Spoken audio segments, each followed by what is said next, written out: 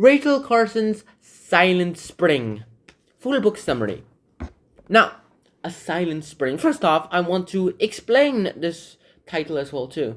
Rachel Carson apparently got the title towards this book, Silent Spring, by going ahead and getting a letter. In the letter, she was described by the sender that she needed, or I suppose it was a he needed some help protesting against DDT, because lawfully DDT has to be sprayed everywhere. But he himself didn't want DDT sprayed in his backyard. But the US government's like, no, we're ignoring this man, and went ahead and sprayed DDT on there anyway.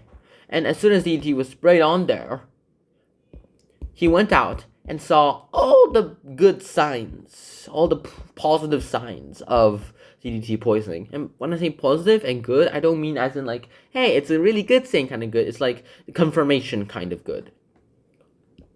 He saw birds dead and other things dead too. It was so silent, even though it was during spring. As a result, he went ahead, wrote the letter to Rachel Carson, who was needing a book topic anyway at the time, and wrote up about DDT. She went ahead and in there and described things about DDT, about how it was all like kind of impactful towards our environment and was harming us humans as much as we hated to admit. In Silent Spring, she would describe the spring, the silentness, the noiselessness of a spring, where all the birds can't sing. As a result, is a silent spring, mainly because of all the DDT poisoning that's been happening. So even if it isn't completely silent, there are only few people who will be really singing. Or, at most, chirping. As the book starts, we're introduced to this chemical named DDT, which at the time was still legal and was being used in the US military and pretty much every country in the world for like 20 to 30 years, sometime in between. Rachel Carson realized all the consequences of overusing DDT and decided to do something about it. She went ahead, wrote the book, and literally threw it into politicians' hands, which made it pretty controversial. It describes all the effects that it has on humans, as in like the cancer stuff, or what it does to the environment. Its leakage into the environment. Sure, it might not be harmful to humans, at least short-term wise, but it will be really harmful towards animals or other wild animals that were in the park itself. The human effects of Silent Spring, like of DDT, was pretty big as well too. There was it started off as a 5.4 parts per million of DDT every cubic centimeter of human fat. Apparently that's how it works. There was DDT stored in the fat because it was unusable. And anything unusable but could be used later is stored in the fat. DDT is within our fat, and when our body starts using that fat, well then we get DDT inside our bloodstream, and that's never a good thing as well too, especially having a chemical within your bloodstream. DDT itself goes ahead and makes all this work out. We go ahead and learn about the deaths, the cancer stuff, the radiation poisoning, and everything else that's related towards something DDT. And then we're given choices. In the choices, we have these two paths. We can go ahead and choose the long, it seems very short, and it seems very easy path. But at the end, there's a cliff with a collision. Or we can go ahead and try the winding course, which might be really windy and not worth the trouble of dinner, but if it works, it works. You have to choose. Rachel Carson trying to get us to choose this path, because when we choose this path, we might be going ourselves into a much harder place, a much harder world. But at least with each milestone that we achieve, we're one more closer towards preserving this legacy.